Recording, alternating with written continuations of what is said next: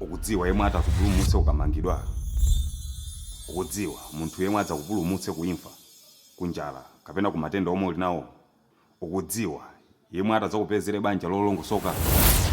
Yankho ndilo kuti palibe munthu yemwe angakuthesere luzu ngati suzipezera wekha madzi. Palibe munthu yemwe angakuveke ngati wekha sutengapo action ndikuvala. Ndikuti tu palibe munthu yemwe atadzakulembere business plan yako kuti iyende. Palibe munthu yemwe angakhala akudandaula za iwe chifukwa aliyense amadandaula zache.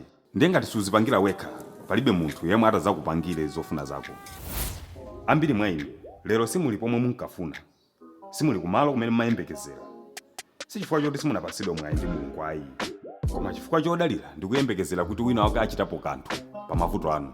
Nthawi zina poganiza timaganiza kuti tili ndi zileso kapena tsoka lina lake, koma lero ndikukutsimikizirani kuti chileso chimene chocho, tsoka limene lolo, ndiwe mwini.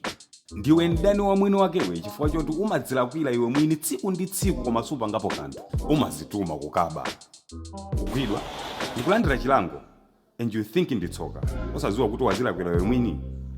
Kupita ukachita chigololo ndikutengako matenda, then you start blaming okupatsa matendayo osadziwa kuti ndiwe mwini amene wazilakwira pochita chigololo.